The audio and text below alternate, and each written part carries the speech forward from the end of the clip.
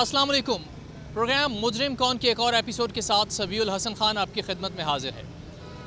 नाज़रीन, इस वक्त हम लोग मौजूद हैं थाना पीपल्स कॉलोनी की हदूद में। एक बड़ी मशहूर व मारूफ शाहराह सत्याना रोड, वहाँ पे एक वारदात होती है आज से तकरीबन कोई 2 माह कबल। वारदात में एक चाय स्टॉल के मालिक को गोलियां मार के कुछ लोग चले जाते हैं। 2 माह वो ज़िंदगी और मौत की कशमकश में रहता है और आज से कोई 10 दिन पहले उस शख्स का इंतकाल हो जाता है। इस केस में कितनी इन्वेस्टिगेशन हुई है, क्या क्या चीज़ें सामने आई हैं, क्यों ये कत्ल हुआ है, या ये क्या कोई डकैती मज़ामत का नतीजा था, कोई बत्ताखोरी का मामला था, या फिर इसके पीछे कुछ और अवामिल कार फरमा थे, ये सारी इन्वेस्टिगेशन हम आपके सामने लाएंगे। बात करेंगे जो मुद्दईयान हैं इस केस के उनसे भी, और जो ऐनी शाहिदीन है इस वाक़े के। चूँकि ये दिन दिहाड़े ये वाक़या हुआ है और बहुत सारे लोग उस वक्त मौजूद थे जब ये वाक़या हुआ है, तो हम उनसे भी बात करेंगे और साथ ही साथ पुलिस का मौक़िफ़ भी इस मामले में जानने की कोशिश करेंगे कि वो कातिलान के कितना करीब पहुँचे हैं, या कातिलान में से किसी को, मुल्ज़िमान में से किसी को गिरफ़्तार किया या नहीं। आइए आगे बढ़ते हैं और स्टोरी खोलते हैं।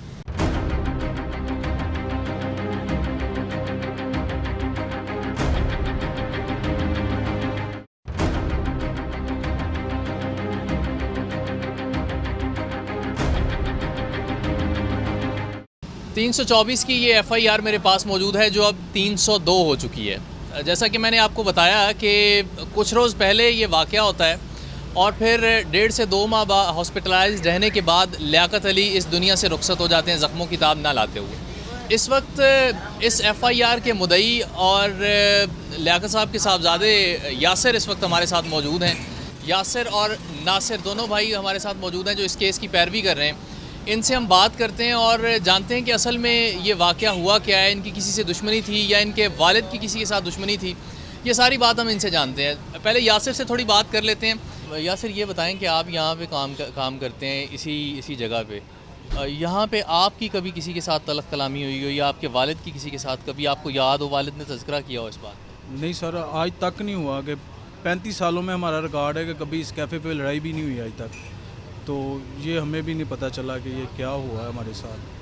तो यासिर कहते हैं कि ना तो इनके वालिद का कभी किसी के साथ झगड़ा हुआ है और ना ही कभी इनकी किसी के साथ तलख कलामी हुई है। मेनली ये भी इसी कैफ़े पे काम करते हैं, ये भी यहीं पे होते हैं। नासिर से हम सारी सूरत हाल जानते हैं कि FIR चूँकि इन्होंने इब्तदाई तौर पे 324 की दर्ज करवाई थी, जो कि अब मज़ीद दफ़ात लगने के बाद चूँकि इनके वालिद अब इस दुनिया में नहीं रहे, तो ये 302 की FIR बन चुकी है। मज़ीद कौन कौन सी दफ़ात इसमें शामिल हुई हैं, ये भी हम बात करेंगे नासिर से और ये जानेंगे कि पुलिस कितना ताउन कर रही है सारे मामले में। नासिर, सबसे पहले तो आपके वालिद का बड़ा अफसोस है इस दुनिया से चले जाने का। दूसरी बात ये बताएं कि ये वाक़या हो गया, इस वाक़े के फ़ौरन बाद पुलिस ने कितना ताउन आपके साथ किया? सभी भाई, सबसे पहले तो मैं आपका बहुत शुक्रगुज़ार हूँ, आपने हक़ और सच की आवाज़ को बुलंद किया। और मैं C41 चैनल का बहुत शुक्रगुज़ार हूँ जिन्होंने हमारे साथ शाना बशाना खड़े हुए। ये सर 27 मार्च 2022 को दोपहर 3 बजे वक़ूआ पेश आया है और मेरे वालिद इधर ही खड़े काम कर रहे थे और एक शख्स आया जो कि CCTV में देखा जा सकता है। वो एक पर्ची देते हुए उनको ब्रश शूट करता है, जिनमें कुछ 7 के करीब गोलियां फायर होती हैं। वो 7 में से तकरीबन 5 के करीब मेरे वालिद साहब को गोलियां लगी हैं। मैं ख़ुद भी इधर मौजूद था। तो अच्छा, आप भी यानी शायद इस वक्त? जी, मैं इधर मौके पे मौजूद था और मुझे जो इब्तदाई जो हमें फ़ील हुआ कि शायद सिलेंडर पड़े हैं, सिलेंडर फट गए हैं, क्योंकि इस तरह के वाक़े तो कोई सोच भी नहीं था सकता, क्योंकि ना हमारा किसी से कोई दुश्मनी है, ना कोई ख़ानदानी रंजिश है, ना कोई ज़मीन का मसला है। और बड़ा शुक्र अल्हम्दुलिल्लाह हम प्यार मोहब्बत से ज़िंदगी गुजार रहे थे। उसके बाद वालिद साहब को हॉस्पिटलाइज़ कर दिया, तो पुलिस मौका पर पहुंची है। पुलिस ने कोऑपरेट किया है हमारे साथ और नमूने उठाए हैं और वो हॉल जो कि वालिद साहब को लगे थे और आके जाए वक़ूआ की सारी उन्होंने मालूमात ली। और उसके बाद हॉस्पिटल में भी DSP साहब और SHO साहब वो भी आए, उन्होंने भी सारे मामले की तह तक जाने की कोशिश की। कि उसके बाद मेरे वालिद साहब कोई क्रिटिकल मामला थे उनके, और क्योंकि 3 फायर उन्हें पेट के ऊपर लगे थे और एक हाथ पे और एक थाई पे, उसकी वजह से वो एक बहुत ज़्यादा शदीद ज़ख्मी हो गए थे। हमने पुलिस को कुछ हम भी उनको टाइम नहीं दे सके क्योंकि हम 2 ही भाई थे, अपने वालिद को हम देखने में बिज़ी थे और इस दौरान फिर भी मैं पुलिस से शाना बशाना टच में रहा हूँ, कॉल पे कभी हफ्ते में 1-2 बार चक्कर भी लगा लेना और ओवरऑल मामला ठीक रहे हैं। लेकिन ये आईओ जो अब्बास गिल हैं, इन्होंने थोड़ा सा जो लापरवाही का मुजाहरा किया क्योंकि ये साथ ही मैकडोनल्ड है, मैकडोनल्ड की सीसीटीवी बहुत क्लियर थी जो कि ज़ाया हो चुकी है। मतलब उस वक्त ये शवाहिद इकट्ठे किए जा सकते थे और जियो फेंसिंग का मैंने खुद कहा कि सर जियो फेंसिंग करें क्योंकि वो 4 लोग हमारे देखने में आ रहे हैं दोबारा जो सीसीटीवी एक हमें मिली है। अच्छा, मतलब ये एक बंदा नहीं है, ये 4 लोग हैं जो सीसीटीवी नाजरीन आप देख रहे हैं। नासिर का ये कहना है कि एक शख्स तो बज़ाहिर मोटरसाइकिल से उतरता है और ये वारदात करके चला जाता है, जबकि नासिर ये कहते हैं कि ये 4 लोग हैं। नासिर से पूछते हैं कि किस तरह से इन्हें ये कैसे फ़ील हुआ कि ये 4 लोग हैं, ये एलेबोरेट करेंगे ज़रा सीसीटीवी को भी। नासिर कैसे लगता है आपको? ये बिल्कुल साथ प्लाज़ा है, ये हमारे पड़ोसी हैं, इनसे हमें बहुत सारी सीसीटीवी मिली हैं क्योंकि मैकडोनल्ड एक मल्टीनेशनल है तो उनको एक SOPs को फॉलो करना पड़ता है, वो पुलिस का काम था। जो हमें इनसे मिली हैं उसमें हमने देखा है कि 2 लड़के बिल्कुल साथ साथ आ रहे हैं और उनकी आंखों की मूवमेंट एक दूसरे की तरफ और उस फायर मारने वाले का उतरने से पहले उनकी तरफ देखना, वो इस बात की तस्दीक कर रहा है कि ये एक नहीं है, 3 से 4 लोग हैं, एक वो सामने खड़ा है, ठीक है, और ये कैसे मुमकिन है कि इनका आपस में कोऑर्डिनेशन ना हो, ठीक है। तो वो मुझे लगता है था और अभी भी लगता है कि अभी भी जियो फेंसिंग हो तो हमें बहुत सारे शवाहिद मिल जाएंगे। अच्छा, आपने सीसीटीवी फुटेजेस देखी हैं, कोई बंदा पहचान में आ रहा है उनमें से कोई? सर नहीं, बंदा कोई पहचान में नहीं आ रहा क्योंकि हमारा किसी से ऐसा क्लैश ही नहीं है। तो अगर सच पूछें तो हमें तो अभी तक यकीन नहीं हो रहा कि ये हमारे साथ हो गया कि वो एक बड़े खुश अखलाक और बहुत एक मोहब्बत करने वाले इंसान थे, उनका किसी से कोई मसला भी नहीं था और मैं और मेरी फैमिली इस सदमे को बहुत मुश्किल से बर्दाश्त कर पाए। यकीनन वालिद साहब का चले जाना और ऐसे वालिद का एक का चले जाना जो बहुत एक्टिव थे और आप लोगों से ज़्यादा वो एक्टिव थे। हमारा भी अक्सर गुजर होता है, हम यहाँ से देखते हैं और अक्सर जाते आते उनसे बात होती रहती है। बाप के बाद वो एक अच्छे दोस्त भी थे, वो ऐसे हमें हमेशा उन्होंने दोस्तों की तरह ही ट्रीट किया। अच्छा नासिर, यासिर तो बहुत ज़्यादा बात नहीं इस बारे में कर सके, आप ये बताइएगा कि आप चूँकि यहीं पे मौजूद थे, जैसा कि आपने बताया, किस तरह से वो शख्स आया है और आके उसने कोई गुफ्तगू की है आपके वालिद साहब से, क्या बातें हुई हैं? वो बंदा ब्लैक 125 पे आया, मुंह पे मास्क और ऊपर मफरल पहना हुआ था उसने, हाइट उसकी 6+ थी, ठीक है। 125 उसने वहाँ पे खड़ा किया और आके इधर सीधा कुर्सी पे बैठ गया जहाँ पे हम बैठे हैं। अच्छा, यहाँ एग्जैक्टली। और 1 मिनट बाद वालिद साहब का ध्यान उन पे पड़ा है तो वालिद साहब ने पूछा, जैसे हर कस्टमर आता है पूछते हैं कि जी क्या लेना है, तो वालिद साहब ने बच्चे से पूछा कि इनका ऑर्डर हो गया, तो वो बंदा साथ ही चौकस हो गया ना कि इनका ध्यान मुझ पे पड़ गया। वो फौरी स्टैंड अप हुआ है और वालिद साहब को जाकर ये लियाकत साहब एक बिल है ये क्लियर कर।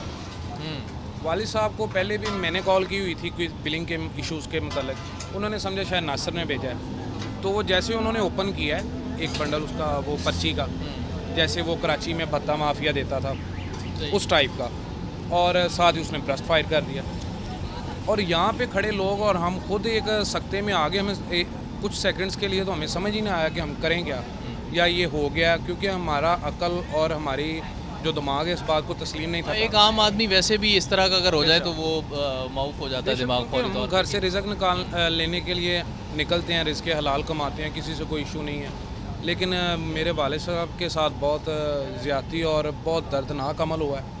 अच्छा नासिर, एक और सवाल कि जो पर्ची वो फेंक के गए हैं उस पर कुछ लिखा हुआ था, आपने बताया, वो क्या तहरीर थी? उस पर एक साहब की फैमिली थ्रेट्स थी कि कानूनी कार्रवाई करने की कोशिश ना करिएगा वरना फैमिली को नुकसान देंगे। अच्छा, मतलब उसमें ये पहले से तय था कि वो आए ही इसीलिए हैं, ये करने के लिए आए हैं, ये करने के बाद कानूनी कार्रवाई आप ना करें वरना आपकी फैमिली। इसमें एक चीज़ और कहना चाहूँगा, मेरे ख्याल में इसमें भत्ते की दफ़ात ऐड करनी चाहिए थी, क्योंकि हमारा किसी से ज़ाती को झगड़ा नहीं है। एक बंदा आया, उसने भत्ता स्टाइल में एक पर्ची दी है, फायर मार के चला गया, हो सकता है वाले साहब को पहले कोई धमकी दी हो, वाले साहब ने हमारे साथ बात ना की हो, ऐसा भी कुछ हो सकता है। और मैं आला अफसरान से ये गुजारिश करूँगा कि इसमें भद्दे की दफ़ात शामिल की जाएँ। वो पर्ची वो SHO साहब के वॉलेट में है, वो लें और उसका मिसल का हिस्सा बनाएं, FIR का हिस्सा बनाएं और इसको आगे लेके चलें ताकि हमारा जो नाहक कत्ल हुआ है किसी और का ना हो सके।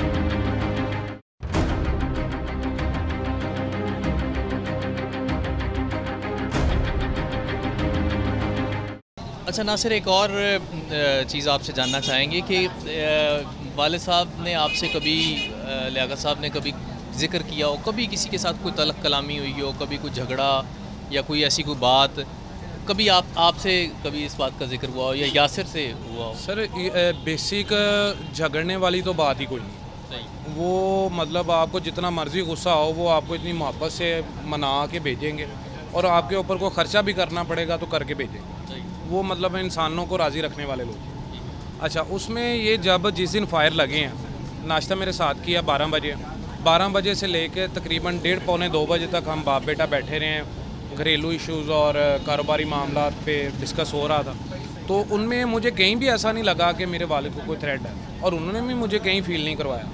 और मेरे ख्याल में मेरी वालिद को थोड़ा सा जब स्टेबल हुए थे, मेरी बात हुई थी, तो उनको खुद नहीं पता मुझे क्यों मारा गया। हाँ, ये बड़ी एक और एक अहम मूवमेंट था जब वो स्टेबल हुए हैं। उन्होंने आपसे क्या बातें की? ये हमलावरों के मुताल्लिक कोई बात हुई हो? कोई सर एक तो वो जैसे कहें कि बहुत ज़्यादा स्टेबल नहीं हुए, लेकिन थोड़ा सा कह लें कि 40-60 थोड़ा सा स्टेबल बात करने की जी बात करने की पोजीशन में आए थे। तो हमने बीइंग अ सन और बीइंग अ भाई सब ने पूछा अपना अपना, लेकिन जो मुझे उनका वर्जन फील हुआ है ना, वो ये है कि उनको जेन्युइन नहीं पता। एक बंदा बिस्तरे मरग पे बैठा है, सही 5 गोलियां लगी हैं, जिस्म उसका फटा हुआ है, उसको क्या ज़रूरत है झूठ बोलने, वो भी अपने औलाद से।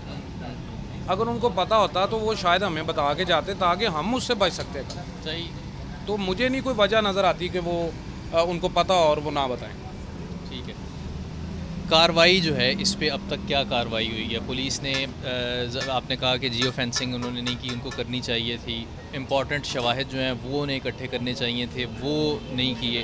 किया क्या है अब तक पुलिस ने? कोई बंदा पकड़ा है इन्होंने? Sir just only FIR, that's it. ये जो इससे हमारे आगे जी बस, इससे आगे नहीं कुछ हुआ। पोस्टमार्टम वगैरह हुआ है, उसकी रिपोर्ट परसों हमें मिली है, पुलिस को भी मसूल हुई है और फर्दर हम देख रहे हैं पुलिस अपनी क्या कार्रवाई करती है। पुलिस राब्ते में है? आप पुलिस के राब्ते में हैं, लेकिन जो मैं सोचता हूँ कि जो इंसाफ का तरीक़ाकार होना चाहिए जितनी स्पीड से, वो ज़रा मेरे ख्याल में कहीं ना कहीं सुस्ती का शिकार है। वो शायद कहीं ना कहीं हमारे सिस्टम की ख़राबी है कि उनको वो अच्छा, ये बड़े अफसोस के साथ नासिर ये बात हमें कहनी पड़ती है, हम तकरीबन हर प्रोग्राम में कहते हैं कि इंतज़ार करते हैं कि बंदा मर जाए और फिर उसके बाद जो है वो कार्रवाई की जाए, और ये सब इस केस में भी तकरीबन यही हुआ। बड़े अहम शवाहिद थे। नासिर ने जैसा कि बताया CCTV फुटेज ली जा सकती थी, साथ ही साथ जियो फेंसिंग अगर हो जाती, उस कागज़ के टुकड़े के फिंगरप्रिंट्स अगर वो ले लिए जाते, तो बहुत कुछ मिल सकता था, बड़े करीब जाया जा सकता था इस केस के। बहरहाल पुलिस अपना काम कर रही है, किस तरह से कर रही है पुलिस से भी इस मुतालिक जानेंगे। नासिर शुक्रिया आपका। और कुछ और ऐनी शाहिदीन यहाँ पे मौजूद हैं, अंजुमन ताजरान के कुछ लोग यहाँ पे मौजूद हैं। ये सारी गुफ्तगू आपने नासिर की भी सुनी और पुलिस अपना काम कर रही है, पुलिस से भी जानेंगे, उनका मौक़िफ़ भी लेंगे कि इस केस में अब तक क्या कार्रवाई जो है वो सामने आई है, और अगर सीसीटीवी फुटेजेस नहीं ली गई या शवाहिद को इकट्ठा नहीं किया गया तो उनके पास क्या ऐसे क्लूज़ हैं जिनसे वो फौरी तौर पे कातलान तक पहुंच सकते हैं। जानने की कोशिश करेंगे। अब देखते हैं कि कितना पुलिस बता पाती है हमें, ये कितना इस मामले में हमारे साथ कोऑपरेट वो करती है या इनके साथ कितना कोऑपरेट कर रही है। और कुछ हम बात करते हैं, अंजुमन ताजरान के कुछ लोग हैं, अहदेदार हमारे साथ मौजूद हैं, उनसे भी जानेंगे। कुछ ऐनी शाहिदीन हैं जो उस वक्त यहाँ पे मौजूद थे जब ये वाक़या हुआ, उन्होंने क्या देखा। नासिर ख़ुद इस वाक़े के ऐनी शाहिद हैं, लेकिन कुछ मज़ीद लोगों से भी हम बात करने की कोशिश करते हैं। यहाँ पे जो दुकानदार हजरात बाकी लोग मौजूद हैं मार्केट के अंदर, उनसे हम जानते हैं कि लियाकत साहब का लोगों के साथ रवैया कैसा था। कभी उनकी किसी के साथ कभी कोई लड़ाई, कभी कोई किसी के साथ कोई ऐसा वाक़या पेश आया हो जिसकी वजह से ये सोचा जा सके या इसको इस्टेब्लिश किया जा सके इस बात को कि या जस्टिफाई तो खैर नहीं किया जा सकता है, इस कत्ल को या इस वाक़े को इस्टेब्लिश किया जा सके कि ये हुआ। तो आगे बढ़ते हैं और बात करते हैं दीगर लोगों से।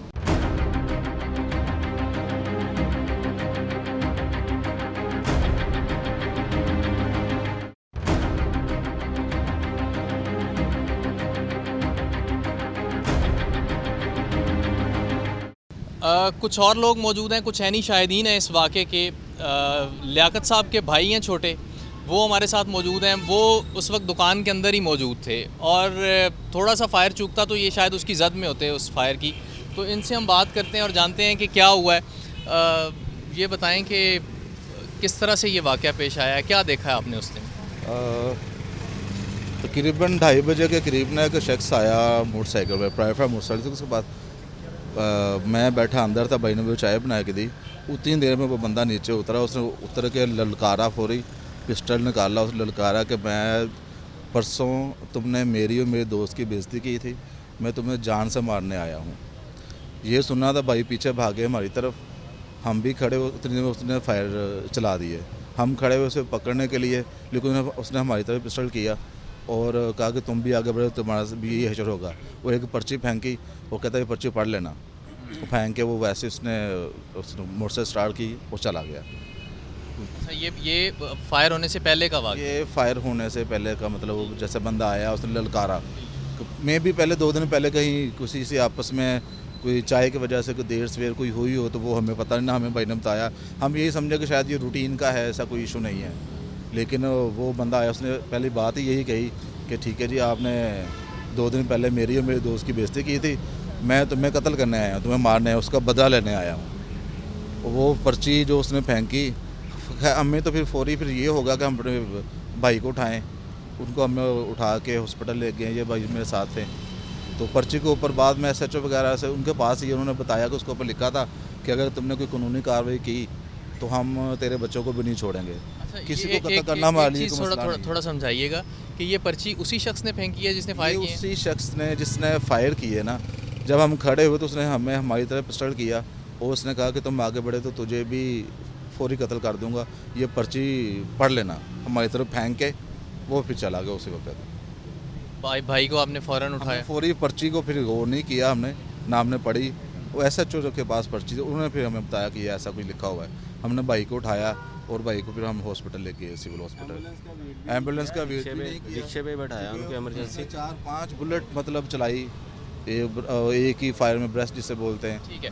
अच्छा, ये बताएं कि जिस तरह आपने बताया कि मतलब ये सारा हुआ 2 दिन पहले बेइज्जती की कोई बात हो रही थी, जी जी, तो कोई बताया कोई, क्योंकि जब जिस वक्त ये वाक़या हो गया काफ़ी दिन हॉस्पिटलाइज्ड है, स्टेबल भी थे, नासिर ने भी बताया, तो उस दौरान कोई जिक्र हुआ इस बात का कि क्या बेइज्जती हुई, क्या बात हुई? भाई ने ऐसी कोई बात नहीं की, ना तो भाई के जहन में, ना तो भाई लड़ाने वाले बंदे थे, झगड़ा करने वाले बंदे। रूटीन में अगर किसी को चाहे देर हो जाती है, लेट हो जाती है, तो वैसे ही शुगल में बात वो ख़त्म कर देते हैं। अब उनको ये कन्फर्म नहीं था कि कौन बंदा जिसके साथ मेरी इस लेवल पे मेरी बात हुई, बल्कि इस लेवल कभी होती ही नहीं उनके साथ। तो तो ये रूटीन का था उनका ऐसा, तो ये नहीं हम, हाँ, लेकिन ये कि जब बंदा हमारे सामने आएगा तो हम उस बंदे को पहचान लेंगे। ये गुफ्तगू आपने सुनी, ये एनी शाहिद भी हैं और लियाकत साहब के छोटे भाई भी हैं। इन्होंने सारा वाक़या बयान किया है कि किस तरह से उस दिन ये यहाँ पे मौजूद थे और बंदा आता है, पर्ची फेंकता है, ललकारता है और फिर उसके बाद फ़ौरन फायरिंग जो है वो शुरू कर देता है। अंजुमन ताजरान के कुछ ओहदेदार हमारे साथ मौजूद हैं, शेख अब्दुल रहमान साहब हैं, उनसे हम बात करते हैं और जानते हैं मज़ीद इस वाक़े के बारे में भी बात करेंगे। कुछ और वाक़यात भी इन्हीं दिनों में इसी एरिया में सत्याना रोड और इससे मुल्हिका इलाकों में हुए हैं और ताजरों को, ताजिर कम्यूनिटी को ख़ास तौर पर निशाना बनाया गया है। तो इनसे कुछ गुफ्तगू करते हैं।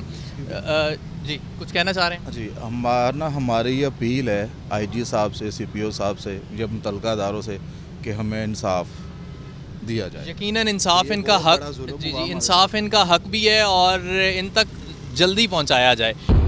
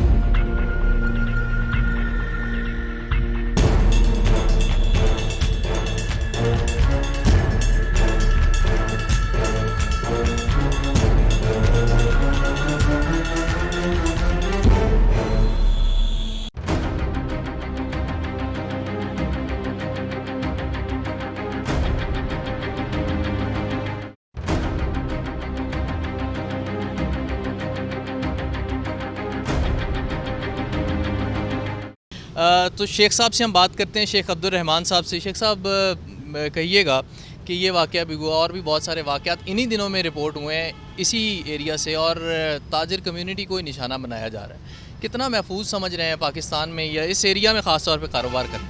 सर, इस एरिया में काफ़ी ज़्यादा वारदातें हो रही हैं। इससे पहले स्नैचिंग का बहुत सारा प्रॉब्लम बना था। यहाँ पे आते हैं लेडीज़ से आके पर्स वगैरह खींच के ले जाते हैं। ठीक है, पिछले दिनों में चैनवन रोड पे जो वाक़या हुआ है, लड़के को कत्ल कर गए हैं। इससे पहले ये लियाकत साहब का जो वाक़या है, तो इस तरह कहते हैं, हम लोग शॉप पे बैठे हुए थे, दुकानदार हैं, तो जब फायर हुआ है तो हम लोगों ने सुना है, बाहर आए हैं, आवाज़ सुनी है, तो आए हैं बाहर, तो लियाकत साहब इधर देखा, तड़प रहे थे। तो यारा भाई मौके पे मौजूद नहीं थी उस वक़्त, ना आई है यारा भाई। हम लोगों ने खुद ही रक्शे पे उठाया और उठा के तो ले गए हैं हॉस्पिटल, खुद ही लेके गए हैं हम लोग। उस वक़्त मौके पे 11 भाई भी नहीं पहुंची। तो ये है कि पुलिस वालों को चाहिए जितना हो सके इधर इस एरिए को सेव करें, क्योंकि यहाँ पे काफ़ी ज़्यादा ब्रांड बैठे हैं और अच्छा कस्टमर है इस एरिए में। लेकिन ये है कि हम लोग अपने आप को सेफ़ नहीं समझते इस एरिए में। सेफ़ आप नहीं समझते? अच्छा, आप से एक बात जानना चाहेंगे कि ये जो वाक़या हुआ है, पुलिस तो ट्रेस करने में अभी तक पता नहीं कर चुकी हो, कहाँ तक पहुँची है उनकी इन्वेस्टिगेशन, ये भी जानेंगे उनसे। कोई जहन में आते हैं लोग यहाँ आते जाते हो, चूँकि आप भी अक्सर यहाँ पे मौजूद रहते हैं, तो कोई जहन में आते हैं कि कोई शक्लें, कोई लोग? वो शक्लें ना हमारे लिए बिल्कुल नहीं थी। हाँ, अगर वो दोबारा सामने आएगी तो हम उसको पहचान लेंगे। दोबारा सामने आएंगे तो पहचान? हम भी उसको पहचान लेंगे उसे। अच्छा, शाम को यहाँ पे शेख साहब नाके भी होते हैं, अक्सर गुज़र होता है यहाँ से, नाके भी होते हैं। कितने इफेक्टिव हैं वो नाके जो हैं? वो पकड़ते हैं लोगों को, मशकूक लोगों की चेकिंग करते हैं? सर, कुछ भी नहीं है इधर। पुलिस आती है, गश्त करती है और अपनी गाड़ी पे चले जाती है। यहाँ पे आके कुछ भी नहीं है। हालांकि ये आइडियल से लेके मैकडोनल्ड्स तक बड़ा अच्छा और ब्रांड का इलाका है, सारा ब्रांड बैठे हुए हैं सारे, लेकिन इधर कोई सेफ्टी नहीं है हमें किसी किस्म की। शेख अब्दुल रहमान साहब हैं जी, ओहदेदार हैं अंजुमन ताजरान के। इनका ये कहना है कि ना तो हम अपने आप को महफूज समझते हैं और ना ही वारदातें इस एरिया में थम रही हैं। ये उमूमी तौर पे ये जो एरिया है ये कारोबारी इलाका है, यहाँ पे ब्रांड्स हैं सारे।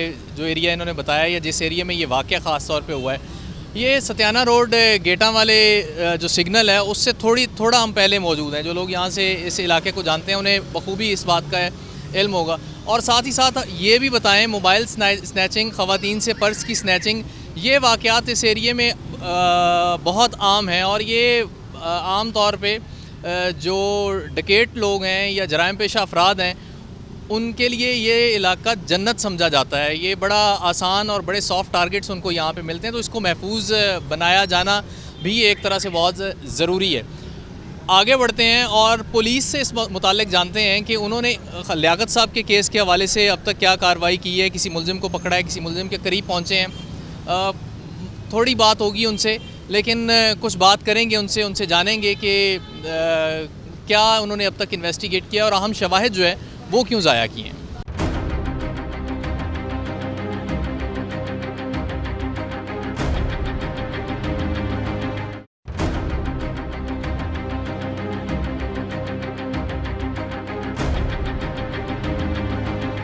अच्छा, यहाँ पे कुछ लोग हमारे साथ वो भी मौजूद हैं जो रेगुलर कस्टमर थे लियाकत साहब के। उनके हाथ की बनी हुई चाय जो है उसकी मिसाल इस पूरे शहर में नहीं मिलती और मिस करेंगे उसको यकीनी तौर पे ये लोग। बात करते हैं इनसे। अच्छा, चाय के अलावा और क्या क्या खुसूसियात थी लियाकत साहब? अलावा बहुत इखलाक वाले बंदे थे जी, वो बहुत मतलब गरीबों की भी बड़ी मदद करते थे वो। आप रेगुलर आते थे? हाँ जी, हम अक्सर, हमारे तो मतलब अक्सर इस ये चाय जो है ना, जब भी पीने को अच्छी दिल करता था इधर आते थे हम दोस्तों के हमरा। तो कभी कोई हंसी मजाक में की कोई बात याद हो आपको? तो बहुत ज़्यादा करते थे ना, हर गाहक के साथ वो कम अज़ कम बड़ी खुश इखलाकी से कोई ना कोई मतलब ना कुछ ज़रूर करते थे वो चाय के साथ। मतलब ना उनका अपना इखलाक भी बड़ा अच्छा था, जिसकी वजह से लोग माशाल्लाह यहाँ पे जो है ना वो हर वक्त आप देखते रश लगा। ये बताएं कि आपको लगता है उनके इखलाक से, उनकी बातों से, या कभी कहीं पे यहाँ पे किसी के साथ उनकी कभी कोई तल्ख कलामी? नहीं, मेरा नहीं ख्याल, हमने तो नहीं आज तक देखा ये बात जो है ना, हमने आज तक भी नहीं देखी कि किसी के साथ उनकी कोई तल्ख कलामी हुई हो। तो वो तो बहुत इखलाक है, बहुत अच्छे थे, उनकी बड़ी कमी महसूस कर रहे हैं हम। बुजुर्ग शहरी हैं और कहते हैं कि हम चाय पीने यहाँ पे आते थे और चाय के साथ साथ उनका खुलूस भी उतना ही मीठा था, इखलाक जो है वो भी उनका उतना ही अच्छा था और महसूस नहीं होता या कभी सोच भी नहीं सकते हम लोग कि उनकी कभी किसी के साथ कोई ऐसी तल्ख कलामी हुई हो कि इस तरह का वाक़या हो जाए। आगे बढ़ते हैं और पुलिस से जानने की कोशिश करते हैं कि उन्होंने इस केस में अब तक क्या किया।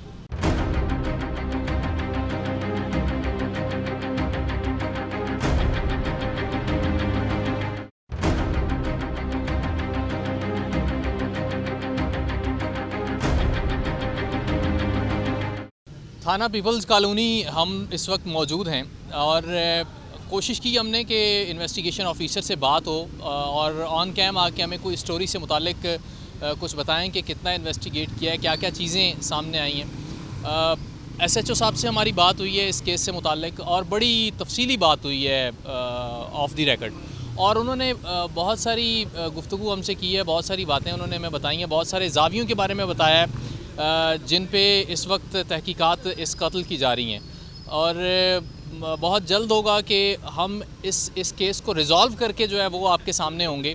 जिस वक्त हमारी नासिर, यासिर या दूसरे जो ऐनी शाहिदीन थे उनसे हमारी बात हुई तो उन्होंने जो बातें की और जो SHO साहब ने जो तहकीकात IO साहब ने की हैं इस सारे मामले में, या जो चीज़ें जो हैं वो इसमें सामने आ रही हैं, केस के हो सकता है ये बहुत नज़दीक हों, लेकिन इस मौके पे उन चीज़ों को डिस्कस करना कि किन जावियों पे बात हो रही है या किन चीज़ों पे, कुछ हमारी भी ज़िम्मेदारियां होती हैं कि हम वक्त से पहले कुछ चीज़ों को डिस्क्लोज़ नहीं कर सकते।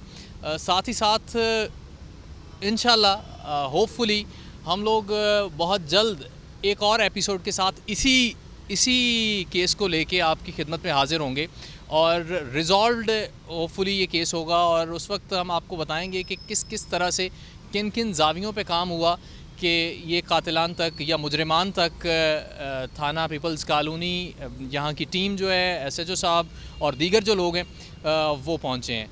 तो पुलिस अपना काम कर रही है, इनको अपना काम करने देते हैं। आगे बढ़ते हैं, अगली दफ़ा हाज़िर होंगे एक नई स्टोरी के साथ। अल्लाह हाफ़िज़।